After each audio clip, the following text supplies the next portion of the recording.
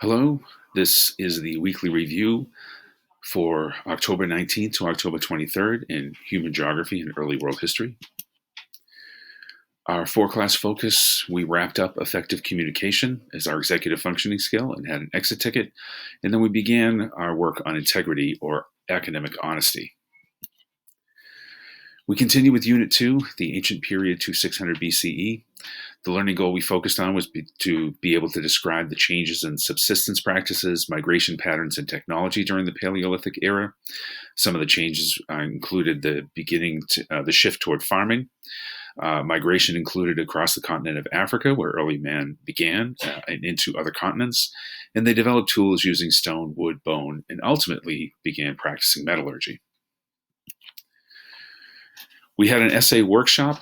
We finished in-class work on the Unit 1 essay comparing world regions. The writing prompts we had this week included considering the drawbacks and benefits of civilization. Some of the drawbacks would have been environmental degradation, crime, and social inequality.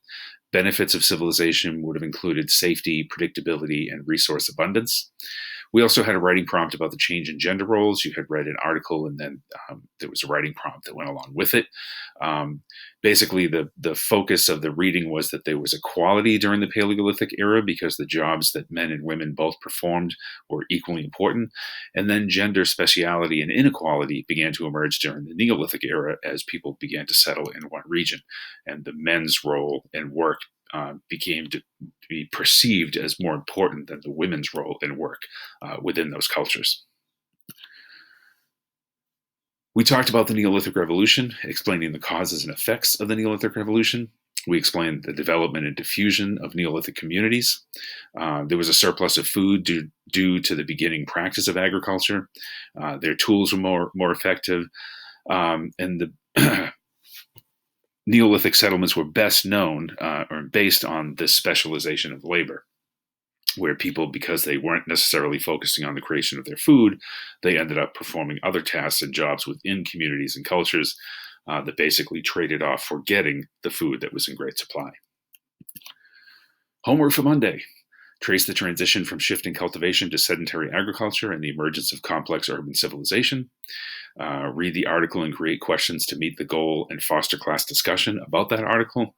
And then I asked you to work on a writing prompt to work collectively to create the first formative assessment for Unit 2. What we have to look forward to, we're going to review the article and questions, create the formative assessment, and then take it this week. Continue to work on integrity as our executive functioning skill. We'll have more multiple choice question practice. I'm hoping to have a pear deck and an ed puzzle mixed in with what we do next week. And what we're focusing on next week for the new indicators would be that you'll be able to explain how complex hydrologic systems led to the development of ancient river valley civilizations. Basically, we're going to be talking about irrigation and how those river valley systems or civilizations used irrigation systems to expand the agricultural practices that began during the Neolithic era, and to analyze the formation of American civilizations that occurred in the absence of hydrologic systems. And that's it. So let's have a great week moving forward. Take care.